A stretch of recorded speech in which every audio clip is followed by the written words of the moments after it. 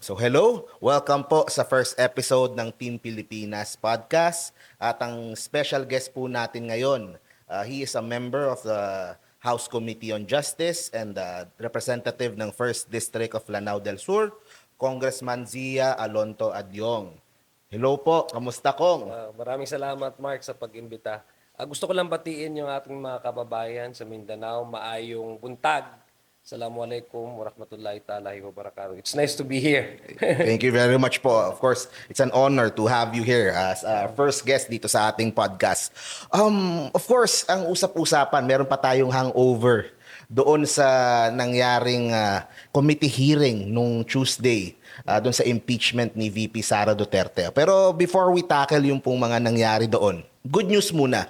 Kasi lumabas sa isang survey ng Okta Research na 69% ng na-survey nila of Filipinos ay approve na matuloy itong impeachment proceedings against kay VP Sara. So how does that make you feel po na merong confidence yung pong karamihan po ng mga kababayan po natin na ipagpatuloy nyo yung proseso na ito? Uh, Alam mo, Boss Mark, meron tayong kasabihan sa Pilipino, 'di ba? Parang ang sandigan mo ang katotohanan.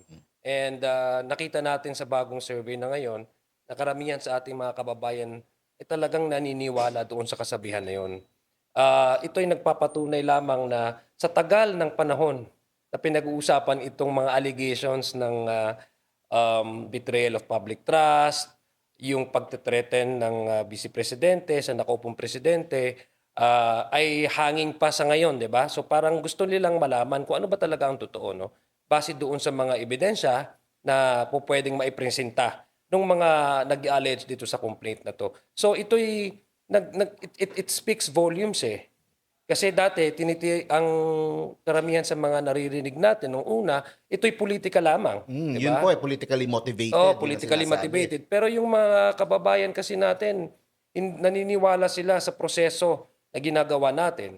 At naniniwala nga sila na kailangan, pag ikaw ay merong nasa ano ka, nasa katotohanan, nasa side ka ng katotohanan, maski anong aligasyon sa'yo, hindi mo na ang sandigan mo yung katotohanan, eh. Kaya nga may kasabihan nga tayo, 'di ba?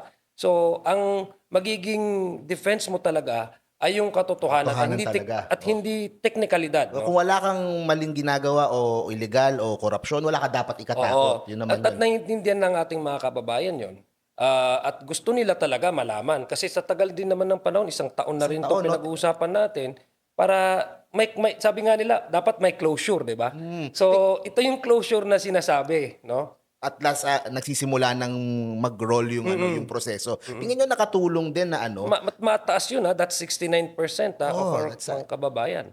at tingin niyo nakatulong din doon yung fact na parang umiiwas sila na humarap dito sa mga proceedings. Hindi sila nakikipag-cooperate, hindi pumupunta si VP Sara Duterte at sinasabihan nila ng mga kung ano-anong mga hindi magagandang salita yung mga ginagawa niyo sa Kongreso. Tingin niyo nakadagdag kaya yon? Kaya yung mga tao ay na-curious, ano ba talaga yung natago nila? Bakit ayaw na lang nilang humarap? Oo, I think alam naman natin, 'no, sa bilang isang ordinaryong tao, alam naman natin na kung merong akusasyon, kung nasa'yo yung katotohanan, wala kang dapat ikatakot nga, 'di ba?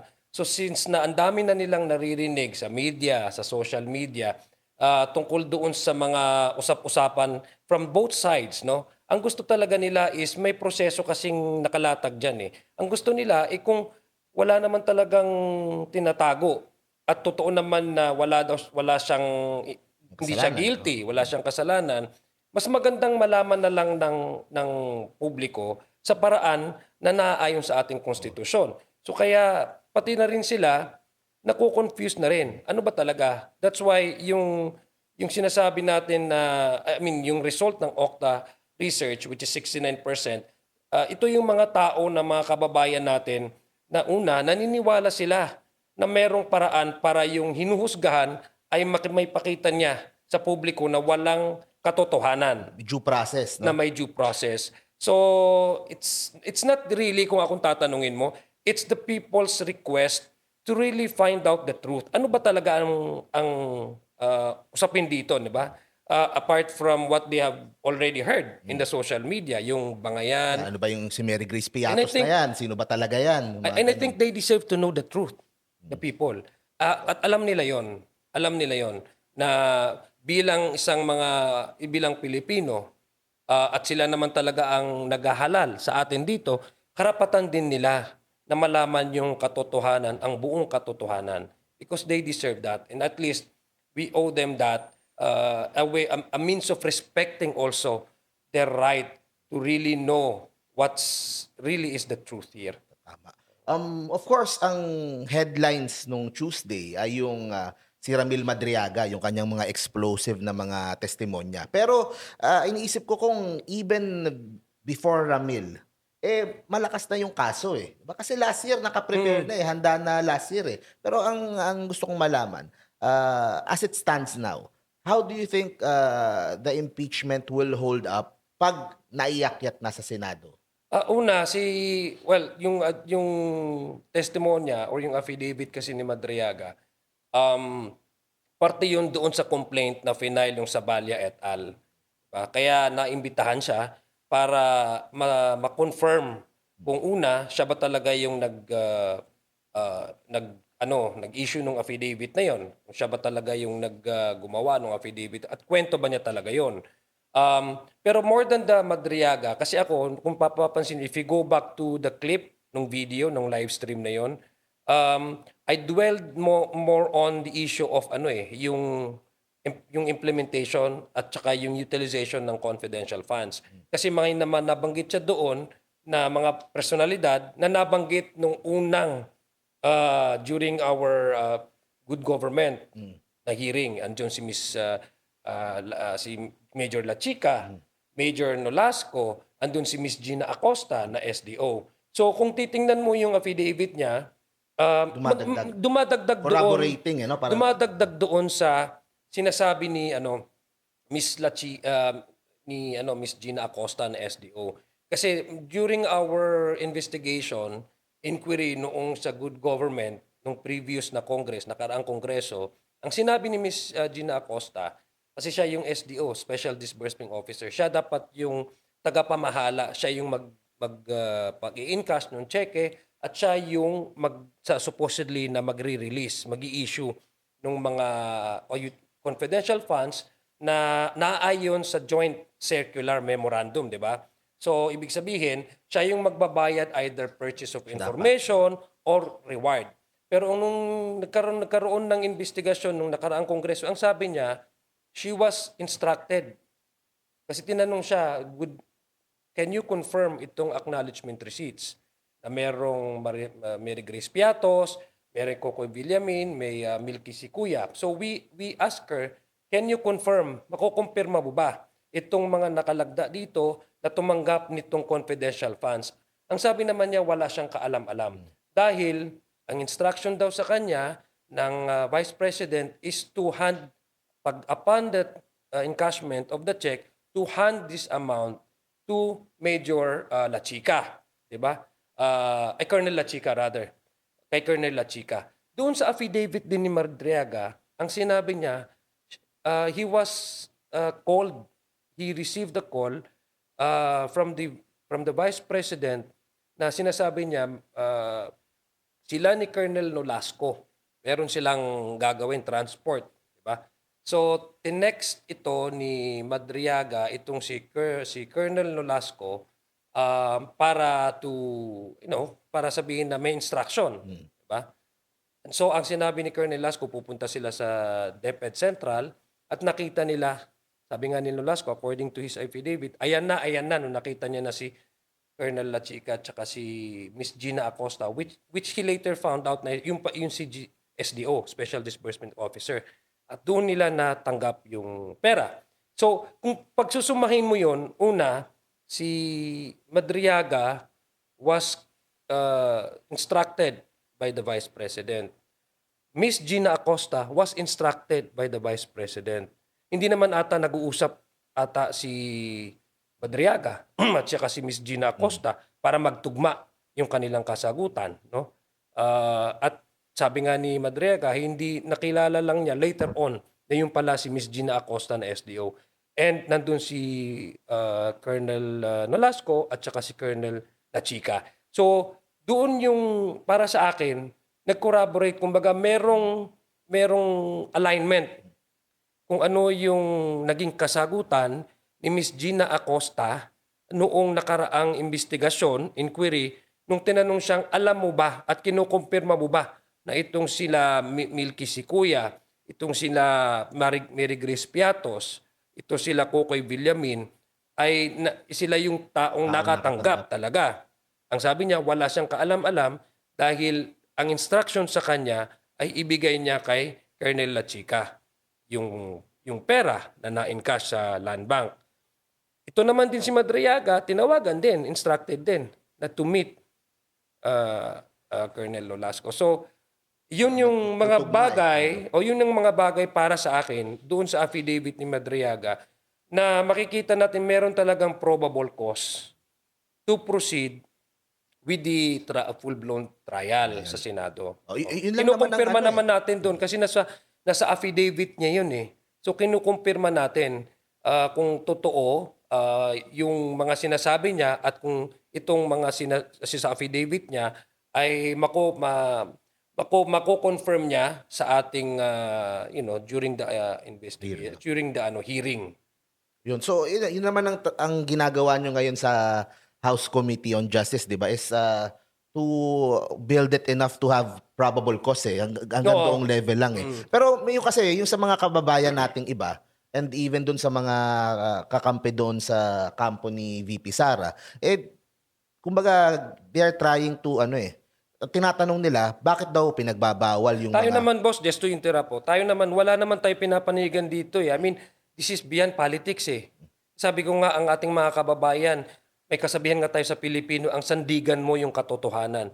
At yung 69% na mga kababayan natin sumusuporta dito sa impeachment complaint, I'm sure they are not either Oo eh. green or Iba-iba ang red. kulay. Oo. Wala silang pakialam sa politika natin.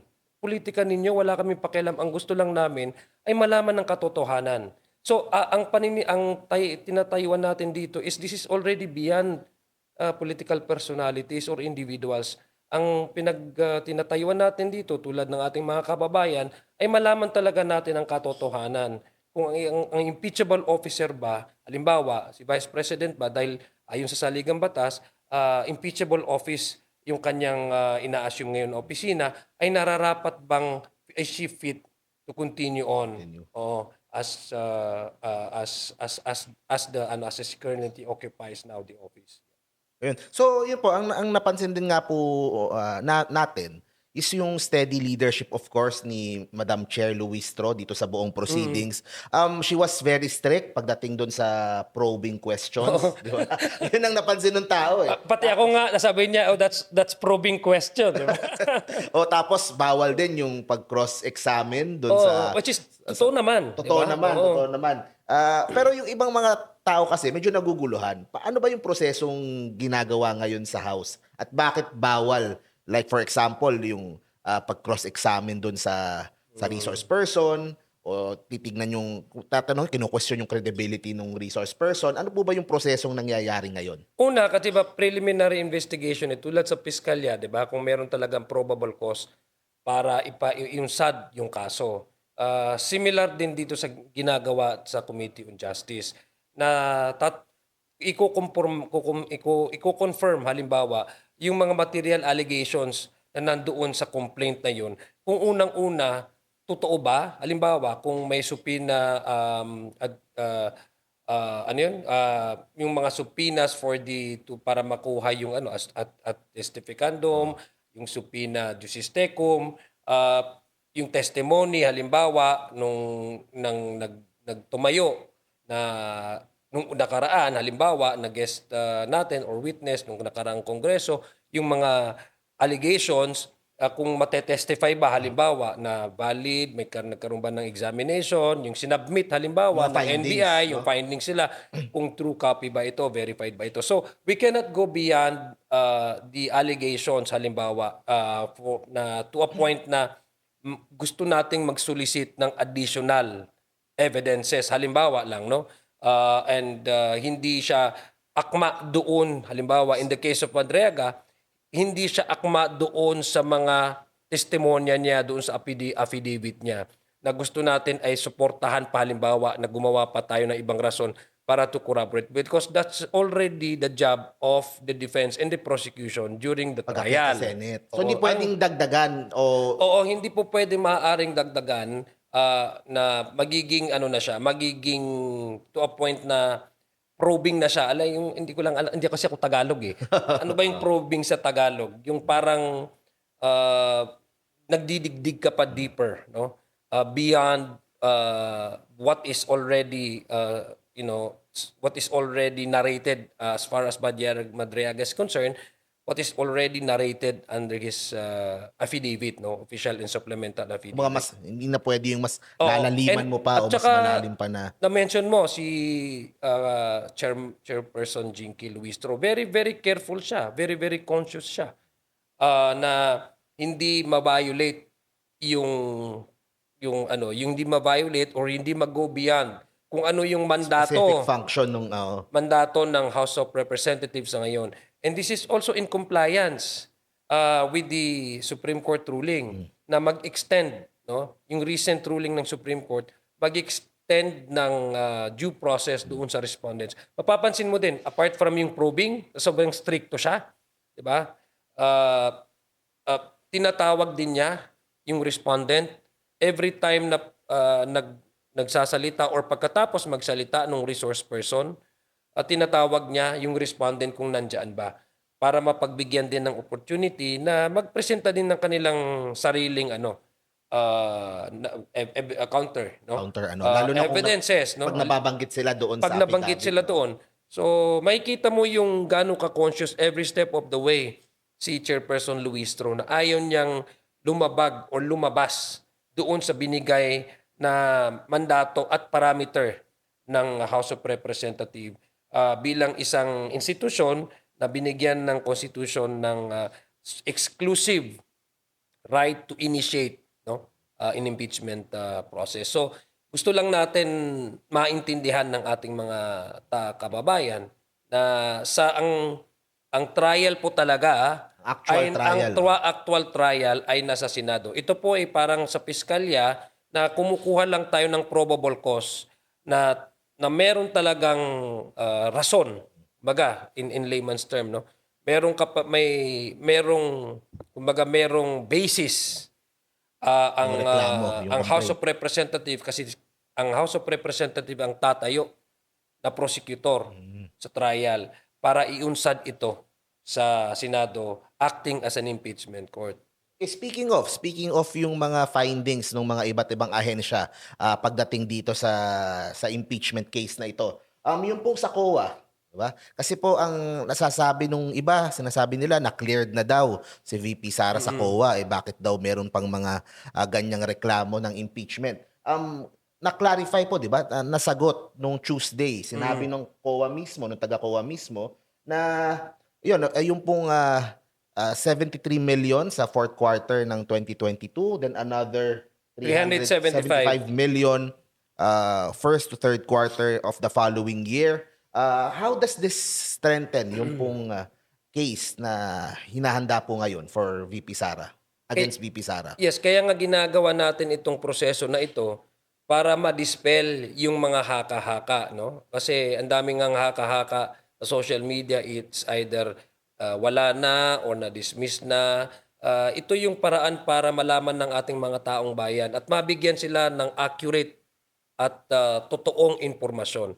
Nalaman natin kahapon, 'di ba? Nagsabi ang COA na yung appeal ng Vice President doon sa notice of disallowance nung worth 73. This is 73 a portion nito, kung ako nagkakamali doon, portion nito doon sa 125 million na allegedly was spent in 11 days, no?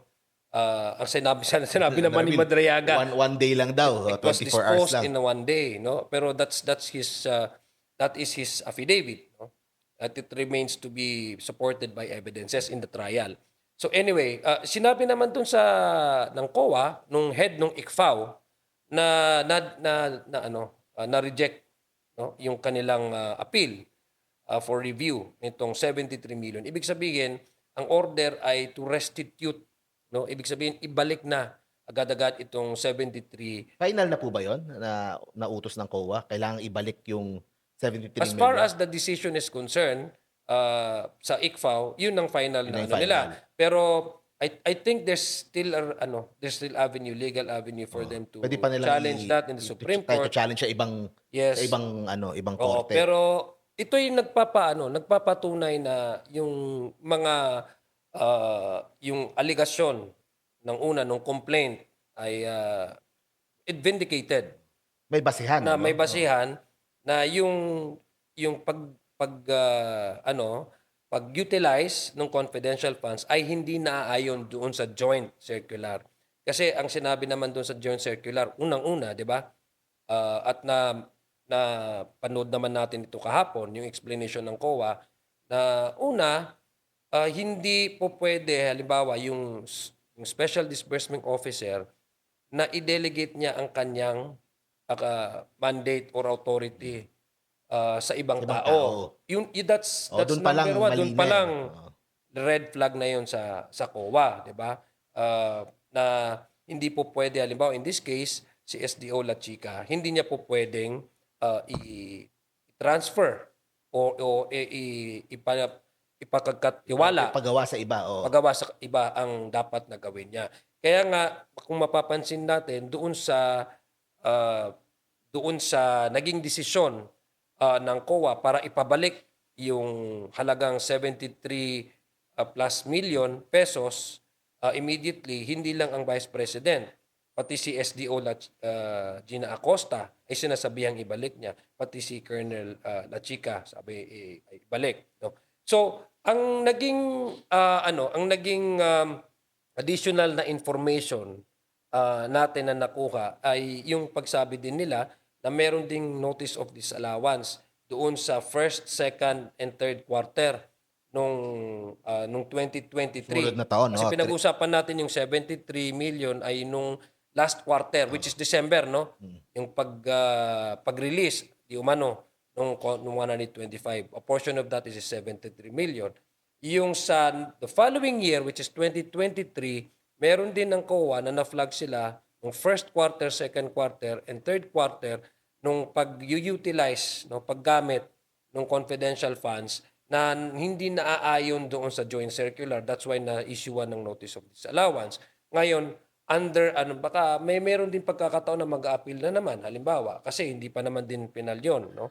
So, pero ang message na natatanggap natin is yung allegation ng mismanagement, no? Yung hindi paggamit ng tamang paraan itong confidential funds ay na-vindicate because of the COA's decision na na-dismiss yung kanilang appeal. Tapos meron na naman na worth The following year na mas malaki pa. 375 million pesos na hindi rin sunod sa mga alintuntunin o criteria or guidelines For disbursing doon yung sa confidential joint funds. circular ng confidential funds. Kung sakali bang isoli nila, sundin nila yung ano, yung notice of disallowance ng COA, will that affect the case or tingin nyo makakatulong ba yun? Well, para sa akin yung restitution naman is yung administrative na halimbawa, kung ako tatanungin mo, ay may balik yun kasi kailangan talaga yun maibalik. As to the intention and the violation that has already been committed, that's already given. Okay. Parang it's up now kasi I'm sure mag-aapela din sila kasi this will definitely go up to the higher courts, di ba? I'm sure that would be a discussion for the higher courts to settle. So another agency na nakausap at nagbigay nung kanilang findings, yung sa NBI is pagdating dun sa mga pirma, yung mga pag-receive. So lumalabas dun sa kanilang findings na yung I think mga 30 plus ba yun na ni-receive. 7 tao lang, handwriting lang ng 7 tao yung pumirma. So yun po, ano po ba ang ibig sabihin nun? Na talagang sinadya po na kunyari peking tao i-receive pero wala naman talagang tao na mag-receive. Parang ganun po ba lumalabas Yeah, doon? parang kasi dalawa kasi ang issue na yan eh. meron kasing sa mga acknowledgement receipts na nakita na magkakapare-pareho ang tinta ng ballpen, magkakapare-pareho yung stroke Stroke. ng pirma at yung mga pangalan, magkakapare-pareho ang pangalan tas sa magkakaibang lugar. Um, Meron namang mga acknowledgement receipts tulad ni Mary Giz Piatos na questionable, halimbawa yung kanyang mismong pangalan, no? So dalawa 'yan. Kaya nga nandun din ang PSA di ba? So ang sa NBI, nagkaroon sila ng sampling.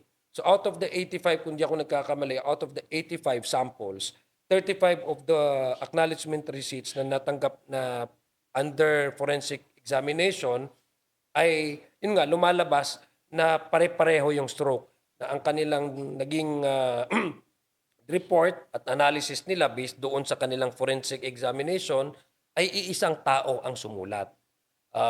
And so it now goes to the very issue of yung pag-utilize ng confidential funds, 'di ba? Kasi konektado 'yun di ba? Pangalawa, na-vindicate halimbawa o na-verify nila na yung aligasyon na itong mga taong ito na nagngangalang si Kuya, Milky si Kuya, at yung ibang kapangalan na hindi nila Manila kapangalan, pero mukhang pareho yung stroke, ay iisang tao ang gumawa. Ang sabi ng NBI sa atin, because of those sampling, ay mukhang ang sabi nila may pito sila na there are 7 findings na sinabi nila. Posible sabi nila na out of these 35 ay iisang tao ang gumawa. So maraming acknowledgement receipts na natanggap natin. So kumuha sila ng sampling, yung lalo-lalo na yung mga lumabas sa findings ng good government in the previous Congress, investigation ng good government na teka lang, parang magkakapareho itong acknowledgement receipts. So ipa-submit nga natin sa NBI kung magkaroon sila ng, kasi may mastery sila, actually yung dalawang resource persons natin in whole of the Philippines, sila talaga yung kumbaga irrefutable na mga experts pagdating sa examination ng specimen, signature specimen. Sila lang talaga yung authority sa buong Pilipinas na meron talagang kapasidad na expertise na ma-assess, ma-examine nila yung mga specimen na yon. At nagsasabi sila, yung mga specimen na binigay sa kanila, acknowledgement receipt, official findings, ay isa yung pumirma. Tapos po, nakonfirma din, di ba, na yung ibang mga pangalan ay walang totoong tao na Oo. ganun yung pangalan. Kaya nga, Paano sinasabi ng iba na, hindi, kasi confidential yan, dapat alias yung ginagamit. Actually, kaya nga doon kung babalikan nila yung joint circular, even if meron silang alias, pero may nakalakip na real identity. Kasi in the purpose of auditing talaga, kailangan din malaman ng COA na totoong tao ito at hindi si Batman, hindi si Superman, di ba? Meron kasing guidelines doon, in fact, very, very specific ang sinabi dun sa joint circular, na yes, you may, kumbaga, pwede maggamit ng alias, codename halimbawa, for the reason ng safety, halimbawa, nung asset na tao, halimbawa, nagbibigay ng information as a reward. Kasi dalawa kasi yan, reward and purchase of information, no? Pero mayroon siyang kalakip na dokumento na nagsasabing halimbawa, ito si Superman, halimbawa, ay may pangalan na ganito. At Nakalakip dapat yun. dapat ilalagay mo yun sa envelope at ilalagay mo yun sa safety deposit O para, very clear yun sa joint circular. So ibig sabihin, hindi lang yung acknowledgement receipt, pero mayroon talagang kalakip na dokumento na nagsasabing totoong tao si Mary Grace Piatos at ito yung tunay niyang pangalan.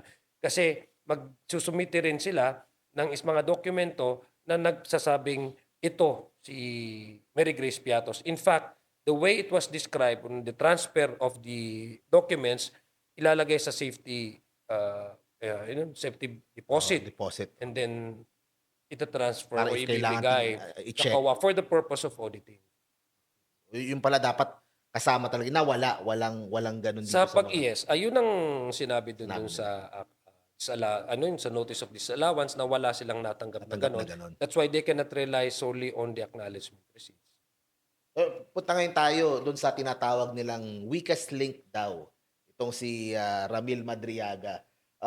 Pero ayun nga, weakest link daw pero nakailang subok sila na na ipa-TRO, tapos puro atake sila doon sa credibility ni Madriaga. Dami nilang mga sinasabi kaagad, na-judge na nila kaagad, sinungaling daw. Pero did you expect na ganyan grabe yung kanilang atake kaagad dito kay, Ramil Madriaga? Well, una as a member of the Justice Committee, hindi naman natin tinatanggap as a sacred truth, 'di ba? Yung affidavit ni Madriaga. Uh, that can be challenged and that can be tested doon sa trial mismo. So ang sa atin lang, uh, merong bang probable cause, no? At kanina ang example ko is yung kanyang narration pagdating doon sa 125 million na confidential funds, no. Kaya ako nagtataka dahil ang sa akin lang sa palagay sa aking humble opinion, dapat 'di ba pag weakest link, sina-shrug off 'yan, 'di ba? Parang balewala. O binabalewala, oo. Oo, kumbaga parang 'Di na papansinin, oo. ba't mo papansinin, eh, wala namang katotohanan at saka weakest link nga, eh. So do'n ka magfo-focus kung ano yung mga strongest na possible na magiging resource persons. Uh, what we have seen so far, the reaction is the opposite. Kung ako tatanungin mo as an ordinary person, the way I observe how this issue develops, no, on social media. So meron talagang effort, no, to debunk, not really to debunk the allegation but to try to smear, no, the Smear ka, integrity, to which paint is him as a liar, ganon, walang yes. credibility, kriminal. Yeah, which is para sa akin, which is already an issue in the court kasi nag-file sila ng perjury, against Madriaga, no?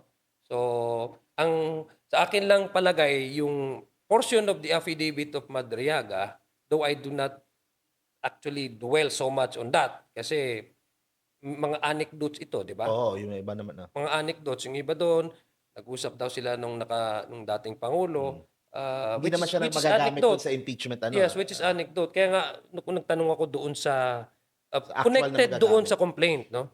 Which is these are anecdotes, no? That ang akin lang, ang aking observation doon is ito ata yung portion kung the way Madriaga establishes his connection with the family of the Vice President and the Dutertes, no? Kasi may perjury case against him na and then sinasabi talaga ay allegedly hindi sila magkakilala or they have never worked together. Pero I guess the portion of the affidavit of Madriaga is his is his narration of things to prove that hindi. Mahaba yung kanilang pagkakakilala. Kilala kita, close tayo, and we have worked during the campaign and even beyond the campaign. Pero that is already an issue of the court, eh, kasi pag-uusapan na nila yon with the perjury case na final against Madriaga. Pero sa akin lang, going back to your question, kung weakest link yan, hindi mo pag-aaksayan yan ng panahon, eh. Even yung kanilang lead counsel coming out in interviews, public statements, all all targeted Madriaga and parang angling, all their attacks are angling towards the direction of Madriaga, not so much on other, Oo, hindi yung sa actual not no so much on merits other nung kaso, eh. and Oo, other resource persons, yung sa NBI NBI wala halos, eh. o yung sa PSA, yung sa COA, wala pa Unang-wala, tayong. hindi sila dun lahat kay Madriaga yung Oo, atensyon nila, 'no? Madriaga. So, yung tatlong agencies na 'to na nag-affirm, Oo, nag-confirm ng findings kanilang findings, wala tayong naririnig doon. Which basically is para sa akin, it's a lost opportunity for their camp. Dahil every time nga na natatapos yung isang resource person, tinatawag yung at least man lang, yung kumbaga kung may mga abogado siya doon, tinawag to provide also their Oo, their counter counter evidences para maging at least man lang mapakinggan natin kung ano yung argumento nila at ebidensya nila laban doon sa sinasabi ng PSA o laban doon sa sinabi ng NBI o laban sa sinabi ng COA. Pero sa lost Wala, wala. opportunity, walang dumalo. So, doon sa aking obserbasyon, focus lang talaga kay Madriaga. And mind you, the hearing was not exclusively dominated or was spent entirely to hear the Madriaga's affidavit. Isa lang siya Isa lang sa siya, naging resource maraming ano. persons. How about yung pagpirma niya ng bank waiver and yun, i-allow to open up his accounts? How will that help yung kanyang itong kaso ng impeachment laban kay VP Sara or yung sa credibility niya moving forward? Yung sinasabi niyang mga deposits and mga withdrawals na inuutos sa kanya na, well, sabi ko nga, these are all allegations. It can be proven by corroborative evidences. I think that's his way of telling the public, no, and most specifically the Committee on Justice, na itong mga sinasabi ko, yes, tama lang talaga na it should be taken with a grain of salt, na hindi siya dapat paniwalaan as a sacred truth, no? Pero ito yung way ko para i-prove sa inyo na hindi ako nagsisinungaling, that I am, I'm waiving my rights, no, for you to look into these bank accounts to corroborate, halimbawa, Parang wala yung siyang mga tinatago, allegations no? niya na wala siyang Pagdating dun tinatago, sa ano, no, pagdating dun pagdating dun sa sa at least pagdating dun sa mga accounts niya. Kasi ang oo. sinasabi nung kabilang kampo, nila VP Sara Duterte, hindi nila kilala itong si Madriaga. Mm. Ba wala silang connection na any significant connection dito kay Yes, Madriaga. oo. So maybe yung mga bank accounts is his way para hindi ito yung mga ebidensya or ito yung mga ah, pangyayari kung saan naka-receive ako ng pera, may nagamit yung pangalan ko sa account. Mm. So I guess Oo, to yung show base that. dun sa affidavit niya, ang sinasabi niya dun sa account niya, na dinideposit daw at dun daw nagkakaroon ng withdrawal. Mm. Kaya sabi niya, "O sige, mag-sign na lang ako ng bank waiver para hindi ko na ma-invoke yung bank secrecy law." Oo. Which to me, kung tatanungin mo ko as an ordinary, again, as an ordinary person, besides my being a member of the Justice Committee, ay itong klaseng ganitong action in behavior, yung nothing to lose, no? Halimbawa, gusto lang talagang niyang ilabas Mm. yung katotohanan at para i-corroborate yung kanyang testimonya. Oo, parang ano 'no. And yung part nga na ano, pinag-uusapan natin kanina. So ano yung nangyari nung sa part na siya ay naiyak o naluha? Kasi parang lahat tayo nagulat doon, eh. Mm. Nakita ko doon sa committee, kami doon sa media sa baba, nagulat nung nagbabasa siya, tapos bigla siyang naging emosyonal, tapos naiyak doon sa kanyang binabasa. Mm. Especially doon sa part na ano, na nung si VP Sara Duterte daw at that time hindi na tatakbong presidente, tatakbo na lang as vice. Tapos kausap sila Mm. sa mga Zoom call. So anong nangyari noon sa ano sa committee? Ako ang aking aking basa doon, si Madriaga, mahal talaga niya. Supporter talaga siya ng mga Duterte.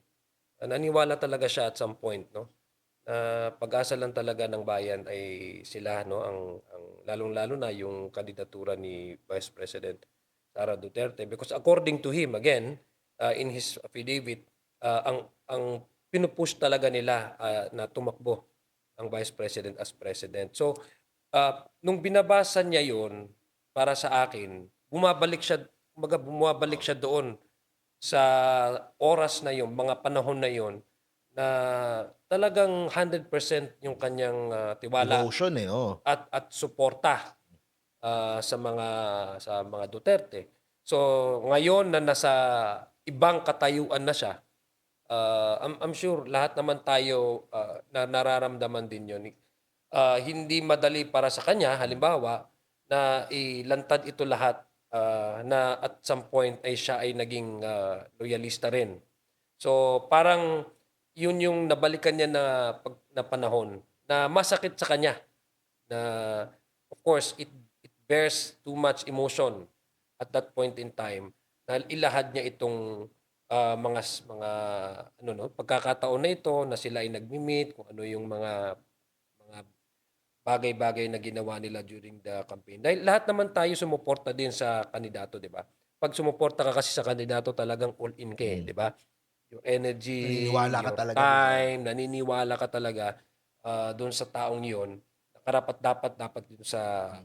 opisyal na 'yon. So, lahat naman alam na natin yung ganong Yung klaseng feeling, feeling. it's deeply personal Yeah, for some people. deeply Oo. personal. So, he was, well, at that time, he was just being a person with raw emotion. I mean, pag kung akong tatanungin mo, kasi towards the latter part of his affidavit, um, lalong-lalo na when the Mariveles Holdings Oo, Incorporated yun, was yun ang mentioned, talagang medyo ano he siya, eh. felt betrayed. Yun ang aking nakikita. So, well, he's just a person who placed all his cards on a certain individual, thinking that that person really is deserving of the office in that latter part of his maybe latter part of his engagement with them. He realized na hindi kumbaga hindi pala siya, kumbaga ganun.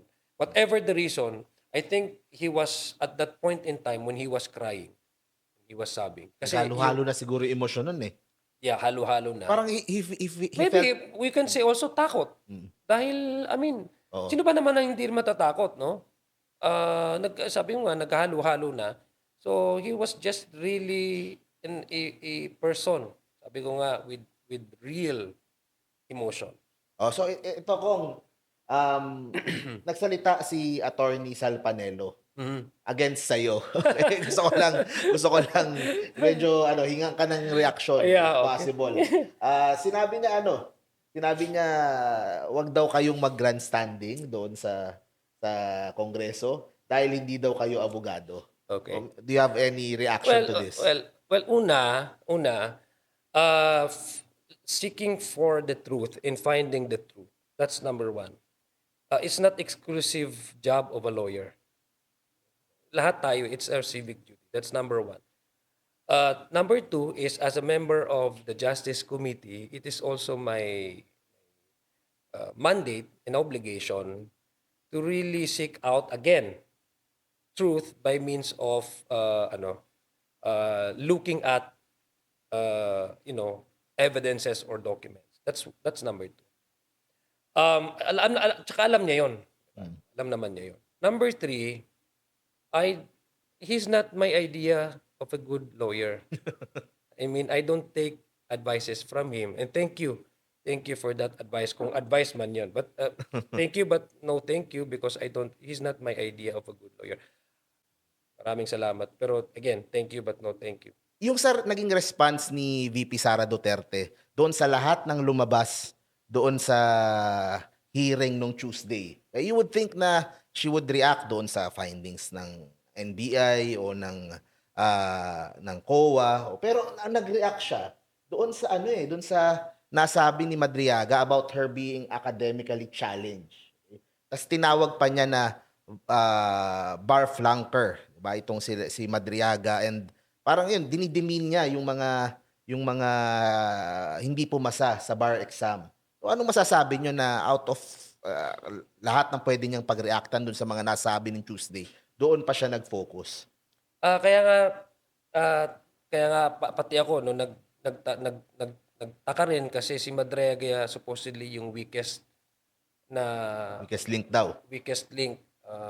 Bakit nabigyan ng ganong atensyon, no? Pero ako kasi, these are things na parang si Madriaga, yung kanyang part portion ng kanyang affidavit ay narinig niya daw sa ibang tao. Ang akin lang talaga is mas focus ako doon sa mga nagtestimonya niya. Na kasama dun sa impeachment complaint, Oo. 'no? Again, um, sabi ko nga, well, we should always be humble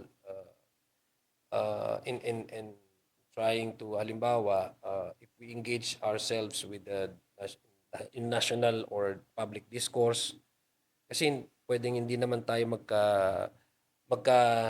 magkasulungat yung ating paniniwala, or if you're accusing me of something, but again, dapat para sa akin, arrogance does not help anything or does not do any good to anyone.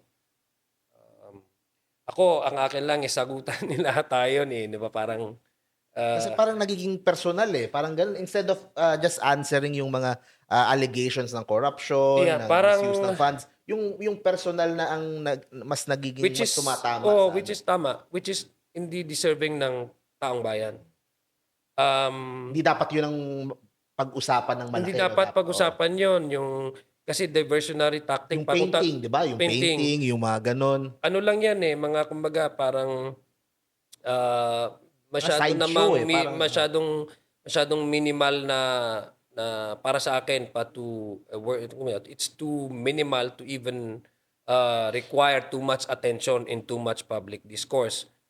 Ang talagang dapat pagtuunan natin ng pansin is yung mga kasagutan natin doon sa mga testimonya, yung mga confirmation ng halimbawa ng NBI, ng PSA, at ng COA, na ito talaga yung kumokonek diretso doon sa mga complaint laban sa ating sa pangalawang pangulo. presidente, no? I mean, did I say it right? That Yeah, second, yeah, pangalawang pangulo, pangalawang pangulo.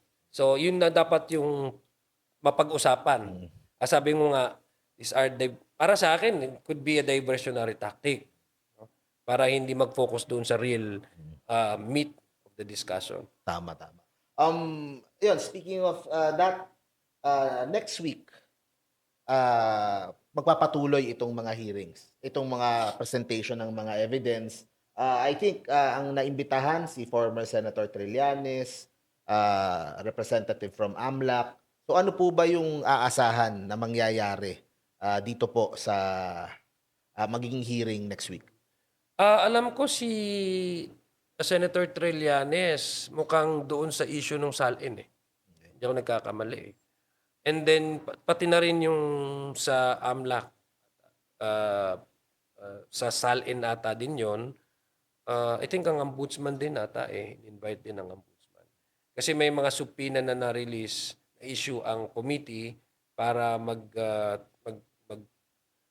bigay ng confirmation doon sa mga certain allegations by way of providing the official, halimbawa, official copy just to confirm that these allegations may probable cause. Hmm. Oo. So how about yung sa mga bank accounts, ni VP Sara and, meron bang ano, will that come out na next week or the following hearing or baka sa trial na lalabas lahat yun? Ah, well, ako, ayokong pangunahan yung komite kung ano magiging desisyon ng lalong-lalo na very able ng aming chairperson, Congresswoman Jinky Luistro. Sabi nga, uh, every time na may mga tanong, no, you cannot ask that because probing question. Masyado siyang Oo, stricto. So, ako, ang ina-anticipate ko is yung discussion would revolve around the SALN probably next week as to what would be the required or what would be required from these agencies to produce. Yun ang hindi ko masasagot sa ngayon. Oo.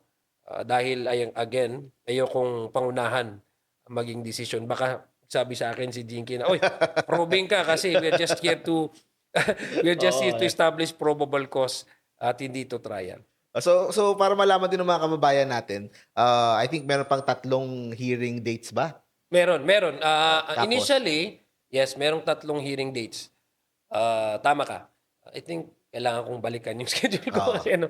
Pero meron ata sa next week is sa 22 and oo. then meron Wednesday din na sa yata 'no? 29. Another Wednesday uli. Oo. Gusto ko lang din i-highlight, no, yung kailangan din ma-set yung date kasi nga in compliance with the ruling of the Supreme Court na kailangan dinggin, 'di ba? Dinggin ng sa mas lalong madaling panahon. Tapos pagkatapos nun, dun na magkakaroon ng botohan. Yes. Ang first time kasi ito eh. 'Di ba nung previous Estrada impeachment complaint, Yung mga fast track, eh, yes, botohan na lang CJ kaagad, eh, Corona talagang botohan sa plenaryo kasi nakasecure sila ng more than 2/3 of the vote in support ng ng House. Ito kasi first time ito because of the recent ruling din ng Supreme Court. Kaya binabantayan talaga natin yung due process na sinasabi nila. Kaya ito'y napag-uusapan sa hearing. So, pagkatapos ata sa hearing, of course, magbobotohan yung mga miyembro kung meron ba talagang probable cause. Kasi natapos na tayo dun sa sufficiency in form and sufficiency Sufficient in substance. substance. So, ngayon, yung sufficiency in ground, if there's really a Probable probable cause. cause to proceed to the trial. Kasi ang tatayong prosecutor nga ang House. So, magbobotohan kung ang committee para the adoption of the committee report. Yung committee report na yung magiging portion attachment doon is yung articles of articles of impeachment um, under the third and the fourth impeachment complaint. Oh, ito po. Ayun, we're heading near the end of our podcast. Pero kasi ang daming lumalabas na mga fake news, misinformation para guluhin yung pong publiko at ilayo yung pong attention or ilayo yung focus dun sa mga importanteng issue ng impeachment complaint. Nandyan yung kalusugan ng pangulo, 'di Mm. ba? Ang dami, lumabas na nga do'n sa event, tas sabihin AI pa rin yung lumabas. Mm. Tapos nandiyan yung ngayon may lumalabas na balita about sa House, yung gulo daw sa speakership, problem daw with sa mayorya. Ang daming mga nilalabas nilang mga issue na para pampagulo sa sitwasyon. Ano po ang masasabi nyo dito sa mga fake news na lumalabas na 'yon? Well, these are all diversionary tactic. Kasi you also the timing is of suspect din eh. Yung lumabas yung si Pangulo. Actually, naka-receive nga ako tinatawagan nga ako ng mga constituents ko doon. Totoo ba na si mismo si Presidente nasa St. Luke's tas ano na agaw buhay na raw? Ah, so tapos yung si Manong Ronnie Puno, DS Puno na una si former President GMA, siya naman categorically denied that. She Na denied wala that, akong oh. wala akong wala akong plano na mag speaker. In fact, she even Reiterated their support. Oh. stated in her statement na she continuously supporting Speaker Boji as the way she has supported the family for the over 30 years, di ba? Sabi pa nga niya yun eh. And then here comes Ronnie Puno connecting with the former president na no, actually si Ronnie Puno Puno yung pa. may numbers. These are all diversionary tactics because these are the things that we don't discuss in the House. And I have not heard any or felt anything that would indicate na merong change of leadership. So nagtataka lang kami kasi una yung timing talaga no. Ngayon na umunsad na yung hearing to find established probable cause ay dito na nagsisilabasan itong mga PNUC. Sabi ko sa iyo from the very start ng itong pag-uusap natin, ang taong bayan, may kasabihan ng Pilipino, ang sandigan mo yung katotohanan. Nakita naman natin. Even sa presidente nag ano ata siya, Oo, eh, ano nag-jog siya doon sa sa Malacanang grounds para Kanina ipakita. nagbubuhat siya ng bigas, gaganon-ganon pa niya yung bigas. Pero Oo, alam para mo, ipakita. ang magandang naging resulta din 'yun ay yung presidente pinakita niya na kaya pa naman niya din Oo, malakas pa pala, 'di ba? Oo, Kaya malakas din pala, no? to Which this is good food for him kasi at least nakapag-exercise din siya kahit papaano. totoo. And din nga, sabi niyo nga yung mga constituents niyo, sila mismo kumbaga Oo. nakakaabot sa kanila yung iba, parang napapatanong tuloy. Ako tinanong talaga nila ako eh. Ano ba nangyayari diyan? I think part of that is to also sow fear sa publiko na if ever may nangyari sa presidente, ay mauupo yung pangalawang presidente. Kayo na mga sumusuporta sa itong hearing na ito, magdalawang isip Dalawang kayo. isip na, no? Oo.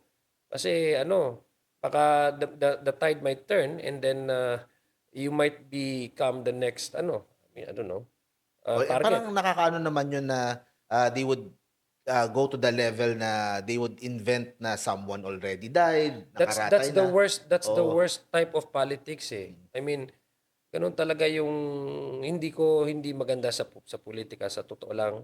just to be honest with you, yun ang hindi maganda sa politiko, na you are obfuscating and, you know, you know, Intentionally misleading the yes, public. misleading the public to prove, binibigyan mo sila ng hindi tama na impormasyon, para instead na yung focus ng pag-uusapan ay malihis at maging murkier the water ba, maging murky pa yung tubig, na hindi mo na makikita kung ano talaga yung totoo at ano hindi totoo. Oh, lastly, Kong, kasi ito, merong mga ilang nagtatanong lang din, kasi syempre yung impeachment, nasa konstitusyon yan, kailangan gawin of course ng Kongreso.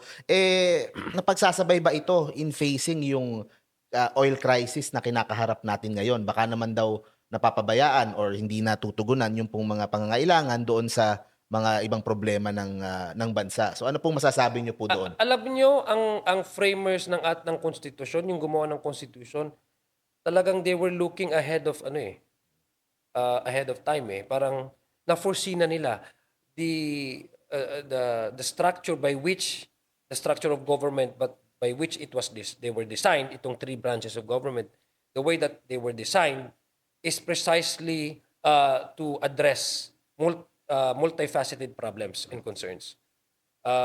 Halimbawa, sa ngayon, ang ehekutibo ay nag-create na sila ng uplift na komite Committee, oh. para to address may immediate response, may long-term response.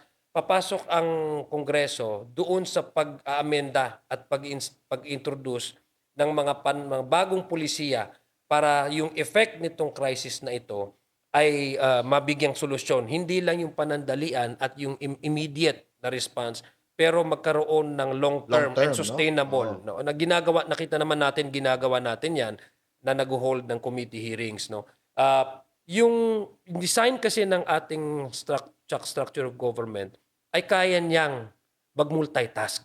Kaya nga ang Kongreso ay hindi lang ang ginagawa ay yung lawmaking lang. Ibig sabihin, yung magpapanukala ka lang ng isang batas, no? At the same time, you're also given simultaneously, side by side, exercise your oversight function. Ibig sabihin, yung kailangan mo ring balikan Bantayan. o bantayan kung ano yung mga pulisiya, paano i-implement. In this case, yes, talagang merong crisis. Kaya nga inacknowledge siya ng national government. At sinusuportahan natin ang ating Pangulo pagdating doon sa paghahanap ng solusyon. Solusyon, oh. Yes. Pero hindi ibig sabihin na yung paghahanap ng solusyon ay hindi rin natin, tatalikuran na rin natin yung equally important na trabaho ng House of Representatives, which is to exercise, or Congress, to exercise its oversight function. Dahil ang sinabi ng Constitution, isa ito sa sacred, napaka-sacred na duty ng House of Representatives bilang may exclusive power to initiate impeachment concern. We cannot turn a blind eye or delay this. You know why?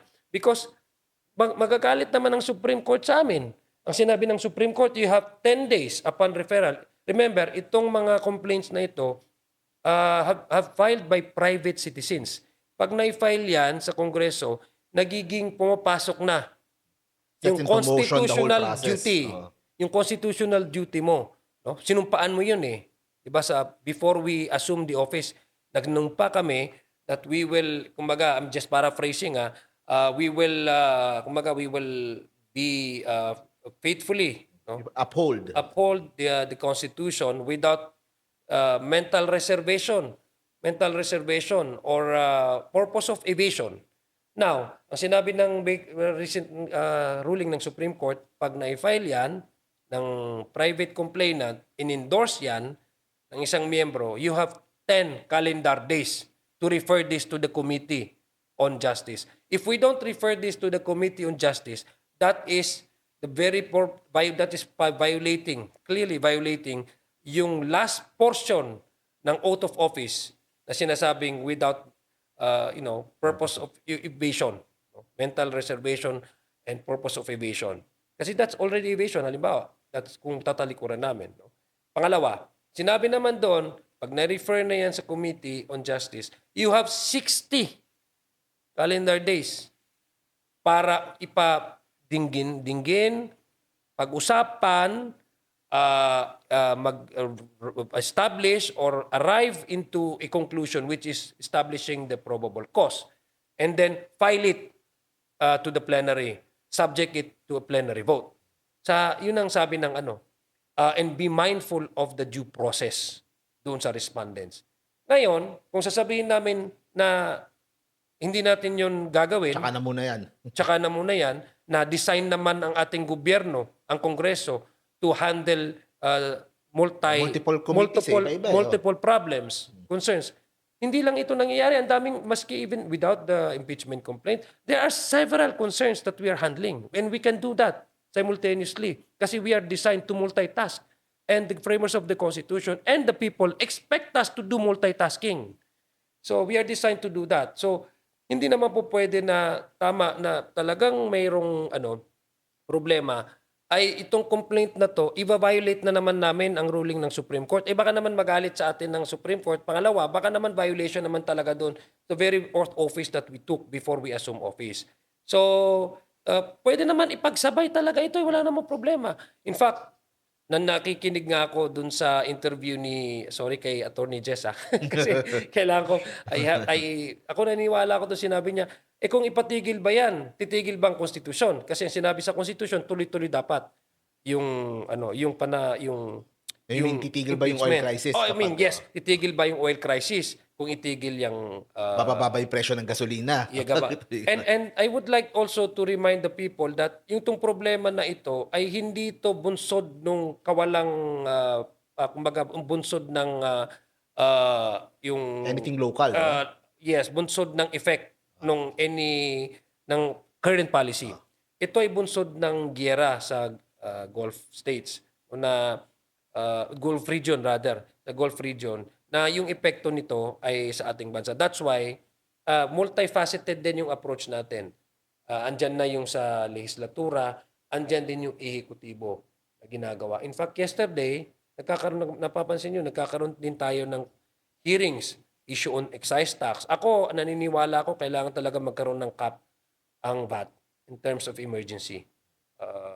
I do agree na kailangan talagang i-revisit yung oil deregulation law. I do agree that yung excise tax should also include diesel and kerosene.